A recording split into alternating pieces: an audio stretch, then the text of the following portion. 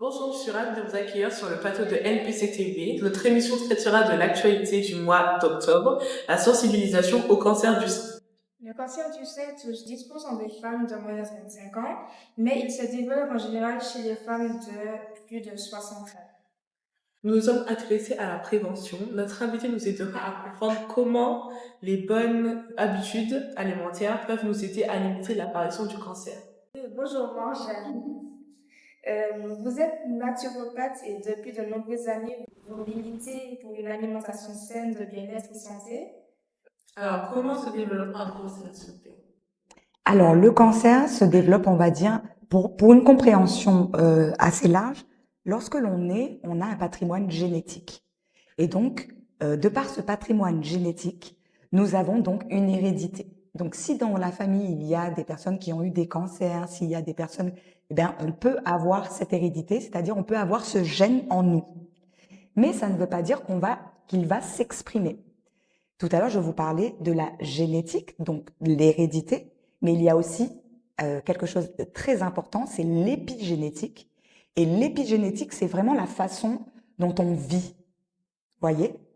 Et en fait, on s'est aperçu que la façon dont on vit, cette épigénétique-là, c'est lui qui va être concluant, en fait, à savoir est-ce que le gène va s'exprimer ou non. Est-ce que j'ai été plus ou moins claire? Oui, oui. Alors, et quelles sont les habitudes alimentaires qui favorisent l'apparition du cancer?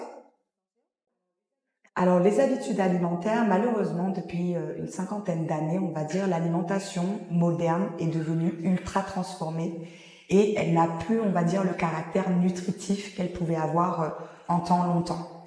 Donc, toute cette alimentation moderne ultra transformée participe, bien entendu, au développement de certaines pathologies, dont le cancer. Je vous disais tout à l'heure que l'alimentation, pour beaucoup, est très acidifiante à l'heure d'aujourd'hui. Et on sait que le cancer, il aime tout ce qui est acide. Et donc, il va proliférer dans ce milieu qui lui est propre, qui est très acide. Donc, si on a une alimentation régulière au niveau de cette alimentation moderne ultra transformée, eh bien, on va avoir des chances, effectivement, sur plusieurs années de développer un cancer. Et il y a d'autres choses à prendre en compte pour la prévention du cancer? Tout à fait. Parce qu'il n'y a pas le côté alimentaire, il y a aussi tout ce qui est environnemental, on va dire. Et donc, forcément, on pense aux perturbateurs endocriniens. Avez-vous déjà entendu parler des perturbateurs endocriniens? Donc ça, c'est vraiment très important, c'est une connaissance que vous devez avoir.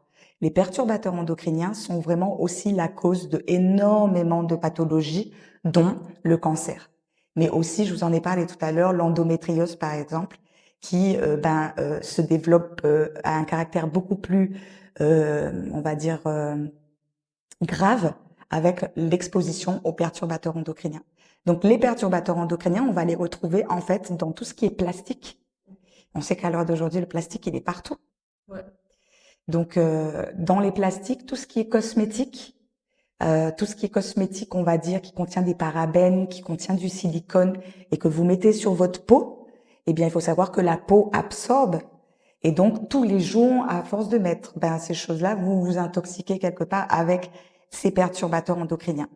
Mais il y a aussi tous les produits ménagers, donc toutes ces choses-là, il faut vraiment essayer de les diminuer pour avoir le moins d'exposition possible à ces perturbateurs endocriniens qui malheureusement sont partout. Et nous sommes des jeunes, donc en France, on aime bien manger le fast-food, le fast-food. Alors, comment on peut retrouver ce plaisir en mangeant par exemple des fruits ou des légumes? Eh bien, moi, je sais que je fais beaucoup d'ateliers justement pour les personnes qui veulent changer d'alimentation et aller vers une alimentation plus saine et plus nutritive tout en se faisant plaisir. Moi, c'est comme ça que je mange tous les jours de la vie. Et en fait, je me fais vraiment plaisir. En fait, tous les jours, moi, je me nourris ainsi. Et c'est vrai que on a vraiment la possibilité de manger sain tout en se faisant plaisir. Je vous parlais tout à l'heure, par exemple, on peut se faire des sandwichs avec, par exemple, le pain de manioc, des petites galettes de manioc. On peut faire des pizzas avec la farine de manioc crue. Donc, il y a vraiment des solutions. Bon, après, il faut les connaître. Ouais. Et comment l'alimentation peut-elle protéger du cancer? Alors, tout à l'heure, on a parlé de l'alimentation qui pouvait favoriser le cancer.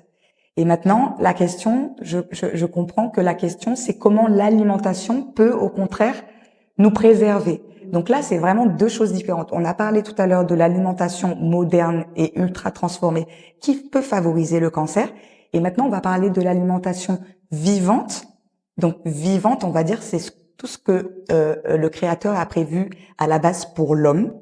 Et donc tout ce qui est fruits, tout ce qui est légumes, eh ben tous ces fruits et légumes contiennent des anthocyanes, des antioxydants, des antiradicalaires en fait, qui permettent de lutter contre justement tous ces oxydants qu'on peut avoir parfois dans l'alimentation moderne. Donc c'est vraiment important d'avoir un équilibre. Je sais que pour vous, en étant jeune, c'est pas forcément évident justement de parfois prendre un chemin hors de la junk food, mais si au moins vous arrivez à plus ou moins faire un équilibre entre les deux, ben justement cette alimentation vivante, les fruits et les légumes, va lutter en fait contre certains radicaux libres, certains oxydants, etc. Donc c'est vraiment important. Et avez-vous un exemple de routine alimentaire pour nous aider à remplacer des mauvaises habitudes? Et ben comme je vous disais par exemple, en remplaçant le gluten moderne qui n'est pas forcément bon maintenant à l'heure d'aujourd'hui, on peut le remplacer par la farine de manioc qui en plus est locale. Donc on peut se faire des pizzas, on peut se faire des petits pains burgers, on peut faire des gâteaux, on peut faire même des beignets de bananes, des beignets, vous voyez. Donc en fait, on peut toujours se faire plaisir, mais en mangeant nutritif. J'ai vu que tu es interpellée, tu vas tester. Oui, je vais tester. Et quelles sont les autres maladies liées à une mauvaise habitude alimentaire? Alors, toute l'alimentation moderne et ultra transformée, malheureusement, je vous l'ai dit tout à l'heure, va favoriser tout ce qui est pathologie. On appelle les maladies dites de civilisation.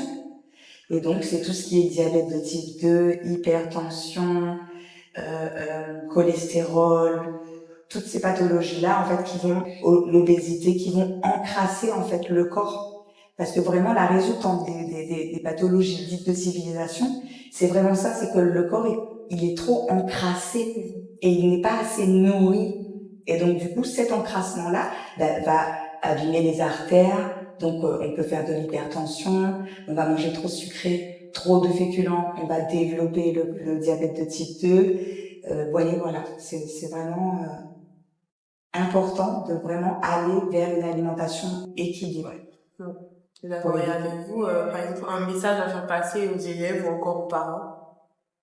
Alors, le message que je pouvais passer, c'est d'essayer vraiment de limiter le contact avec les perturbateurs endocriniens.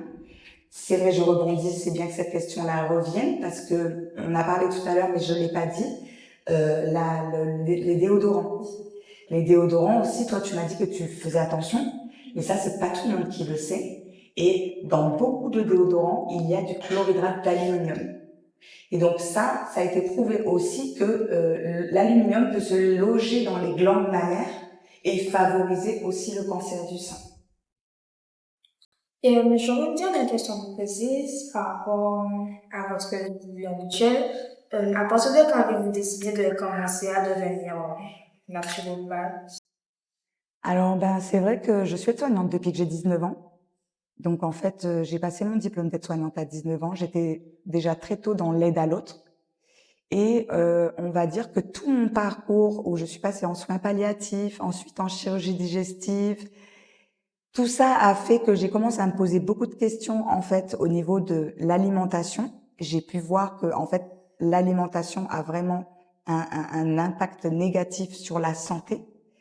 Et donc du coup, c'est tout ça qui a fait que rapidement, très naturellement, j'ai lâché être soignante pour me former en tant que naturopathe, parce que c'était toujours être dans l'aide à l'autre, mais au naturel. D'accord. Merci d'avoir répondu à nos questions. Merci à vous de m'avoir invitée. Merci beaucoup. Merci de nous suivre sur le média LPC TV et n'oubliez pas de vous abonner. Abonnez-vous sur notre média LPC TV.